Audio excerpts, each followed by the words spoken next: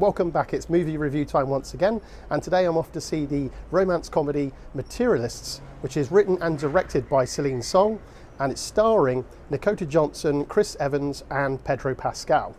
So let's give it the plot.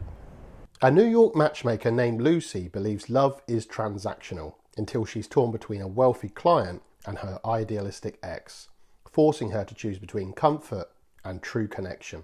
Excitement level, it's about mid-level. I mean, while I was looking up movies that are coming out this month, this is one I constantly just kept scrolling past because it doesn't have the best poster or the best title, and I kind of just brushed it off as one of those maybe Oscar-worthy movies that not a lot of people pay attention to, but boy was I wrong, because I watched the trailer and it was actually quite good, so I'm looking forward to this quite a bit.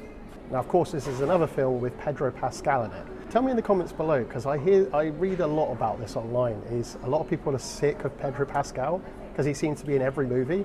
So when I heard about this, I looked up online and it turned out it was 3 movies for this year. This one, he was in Fantastic Four, and another one, what was the other one he was in? I think it's Eddington, that's it.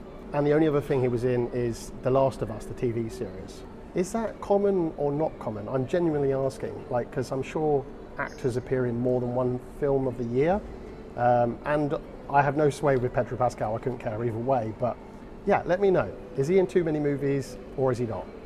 What I'm excited about is this is the first time I'm going to be attending a members only screening. So when you join the Odeon Limitless Plus, you get to see these special screenings where you're going to watch a film like I am doing tonight, where you can see it this is going to be 11 days before the film actually does come out. I'm just about to go in and watch the film. If you like the content, as always guys, do press the like and subscribe button. I'll let you know my thoughts after the movie. Okay, so I've just come out of the movie, so I'm going to go over the highlights and the hang-ups. First of all, the highlights. It's a nice story about human connection, love and possessions, and how they sometimes shape or ruin our relationships. So that part was fine, it was simple and it was clear. I thought the themes were good and clear, and it was thoughtful, but it wasn't very subtle. I thought the performances were very good.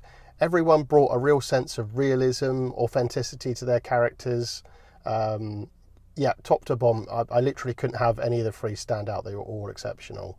Hang-ups. There is a strange caveman sequence that opens this film.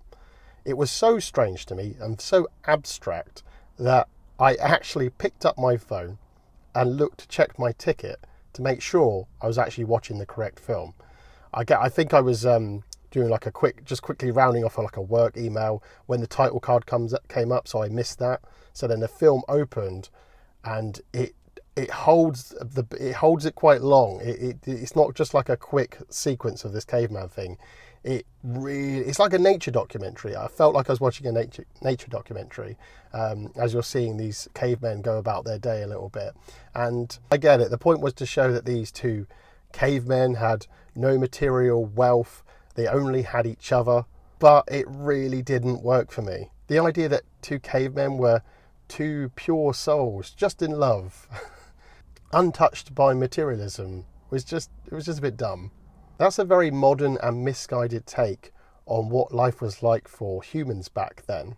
It makes me question whether the writer really understood what life was like in those times. That came across a bit silly, and it's a big thing that, by the movie's end, they use these cavemen to tie it all together, about cavemen and then our 2 modern characters and the similarity, the analogy that's created about those 2 sets of people. Then there's the visual style. I don't know what it was, but the director decided to go all in on this wide angle shot from afar where your 2 characters, let's say Dakota Johnson and Pedro Pascal, are sat down in a restaurant, and all you can see is the sides of their heads as they face each other.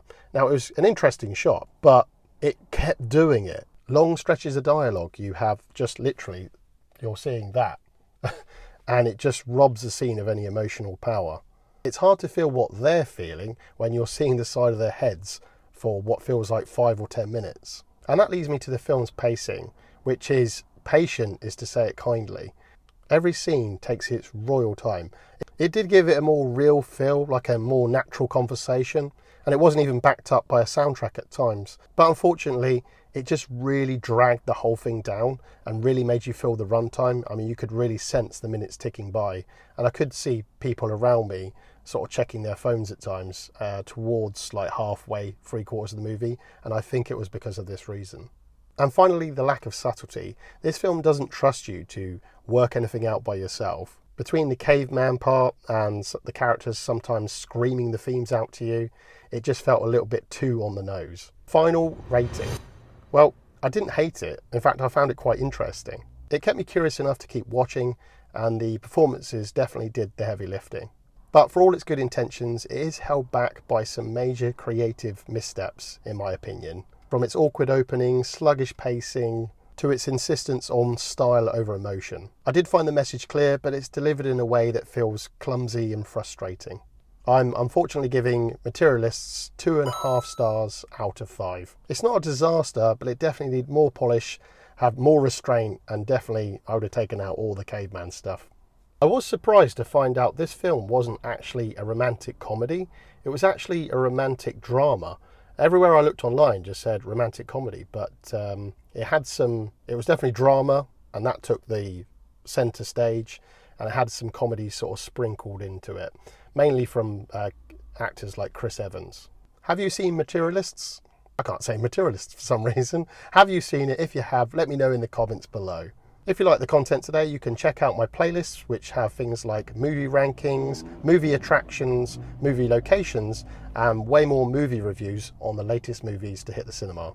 Don't forget to click the like and subscribe button. Until next time, I'll see you at the movies.